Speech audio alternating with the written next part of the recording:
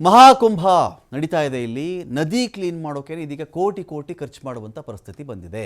ನದಿಯ ಶುಚಿತ್ವ ಕಾಪಾಡುವುದಕ್ಕೆ 1600 ಕೋಟಿ ರೂಪಾಯಿಗಳನ್ನು ಸರ್ಕಾರ ಖರ್ಚು ಮಾಡಬೇಕಿದೀಗ. ನೀರಿಗೆ ಏನನ್ನೆಲ್ಲ ತಂದು ಹಾಕಿದ್ರಲ್ಲ, ಇಲ್ಲಿ ಪೂಜಾ ಸಾಮಗ್ರಿಗಳನ್ನು, ಒಂದು ಮಿತಿ ಇರುತ್ತೆ. ಆ ನೀರಲ್ಲಿ ಏನು ಬಳಸಬೇಕು ಬಳಸಬಾರ್ದು ಅಂಥೇಳಿ ಜನ ಗೊತ್ತಲ್ಲ, ಕಸ ಕಡ್ಡಿ ಎಲ್ಲವನ್ನೂ ಹಾಕ್ಬಿಟ್ಟಿದ್ದಾರಲ್ಲಿ. ಕೇರೆ ಪೂಜೆ ಆಯಿತಾ, ಮುಗೀತು.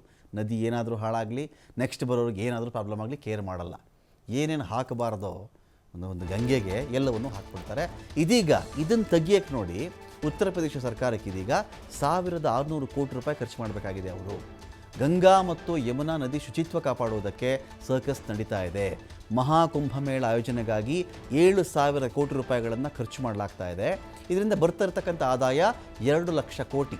40 ಕೋಟಿ ಜನ ಇದರಲ್ಲಿ ಸ್ನಾನ ಮಾಡ್ತಾರೆ ಅಂತ ಇರ್ತಕ್ಕಂಥ ಒಂದು ಅಂದಾಜು ಲೆಕ್ಕ.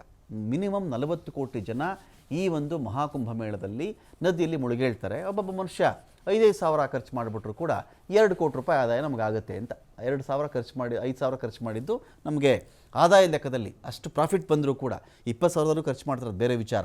ಆದರೆ ಮಿನಿಮಮ್ 5,000 ಲೆಕ್ಕ ಹಾಕಿದ್ರು ಕೂಡ 2 ಲಕ್ಷ ಕೋಟಿಗಳ ಆದಾಯ. ನೋಡಿ, ಇಲ್ಲಿ ಎಲ್ಲೆಲ್ಲಿ ಜನ ಇದ್ರೋ ಹಾಕಬಾರದ್ದೆಲ್ಲ ಬಿಸಾಕಿ ಹೋಗಿದ್ದಾರಲ್ಲಿ. ಜೊತೆಗೆ ನದಿಗೆ ಎಸೆಯಬಾರ್ದೆಲ್ಲ ಎಸೆದು ಬಿಸಾಕಿದ್ದಾರೆ. ಇದನ್ನು ಕ್ಲೀನ್ ಮಾಡೋಕ್ಕೇ ನೋಡಿ, ನಾವೆಲ್ಲ ಗಂಗೆ ಶುಚಿತ್ವ ಮಾಡಬೇಕು, ಗಂಗೆ ಕ್ಲೀನ್ ಮಾಡಬೇಕು ಎಲ್ಲ ಮಾತಾಡ್ತೀವಿ.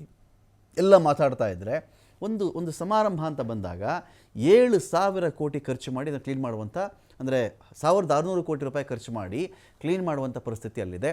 ತ್ಯಾಜ್ಯ ನಿರ್ವಹಣೆ ಪ್ರತಿಯೊಂದು ಘಾಟ್ನಲ್ಲೂ ಕೂಡ ಪ್ರತಿದಿನ ನೀರಿನ ಮಾದರಿ ಸಂಗ್ರಹ ಮಾಡಿ ಪರೀಕ್ಷೆಗೊಳಪಡಿಸ್ತಾ ಇದ್ದಾರೆ. ಭಕ್ತರು ಹಾಕ್ತಕ್ಕಂಥ ಹೂ, ತೆಂಗಿನಕಾಯಿ ಎಲ್ಲ ಕೊಳೆತಾ ಇದೆ. ಅಲ್ಲಿ ಪೂಜಾ ಸಾಮಾನು ಪ್ರತ್ಯೇಕ ಮಾಡ್ತಕ್ಕಂಥ ಕೆಲಸ ನಡೀತಾ ಇದೆ. ನದಿಯಿಂದ ಪೂಜಾ ಸಾಮಗ್ರಿ ಹೊರತೆಗೆಯೋದಕ್ಕೆ ವಿಶೇಷ ಯಂತ್ರಗಳನ್ನು ಬಳಸ್ತಾ ಇದ್ದಾರೆ. ಭಕ್ತರ ಬಳಕೆಗಾಗಿ 1,45,000 ಶೌಚಗೃಹಗಳನ್ನು ನಿರ್ಮಾಣ ಮಾಡಲಾಗಿದೆ. ಶಾಹಿ ಸ್ನಾನದ ದಿನಗಳಲ್ಲಿ 1.6 ಕೋಟಿ ಲೀಟರ್ ಮಲದ ಕೆಸರು, 2.4 ಕೋಟಿ ಲೀಟರ್ ಗ್ರೇ ವಾಟರ್, ಸ್ನಾನ ಅಡುಗೆ ಮನೆಯಲ್ಲಿ ಉತ್ಪತ್ತಿಯಾಗುವಂಥ ತ್ಯಾಜ್ಯ, ಈ ಒಂದು ನೀರೇ ಗ್ರೇ ವಾಟರ್ ಅಂತ ಕರೀತಾರೆ. ಇದನ್ನು ಸ್ನಾನ ಮಾಡಬೇಕಾದ್ರೆ ಅಡುಗೆ ಮನೆಯಲ್ಲಿ ಉತ್ಪತ್ತಿಯಾಗುತ್ತಲ್ಲ ತ್ಯಾಜ್ಯ, ಇದರಿಂದ ಬರ್ತಕ್ಕಂಥ ನೀರೇ ಗ್ರೇ ವಾಟರ್ ಅಂತ ಕರೀತಾರೆ. ಇವೆಲ್ಲಗಳ ಸಂಗ್ರಹಕ್ಕೆ 200 ಕಿಲೋಮೀಟರ್ ಉದ್ದದ ತಾತ್ಕಾಲಿಕ ಒಳಚರಂಡಿ ನಿರ್ಮಾಣ ಮಾಡಿದ್ದಾರೆ. ಇಲ್ಲಿ ಬಾಬಾ ಅಟಾಮಿಕ್ ರಿಸರ್ಚ್ ಸೆಂಟರ್, ಇಸ್ರೋ ತಂತ್ರಜ್ಞಾನದ ಮೂಲಕ ತ್ಯಾಜ್ಯದ ನೀರನ್ನು ಶುದ್ಧೀಕರಣ ಮಾಡುವಂಥ ಕೆಲಸ ನಡೀತಾ ಇದೆ.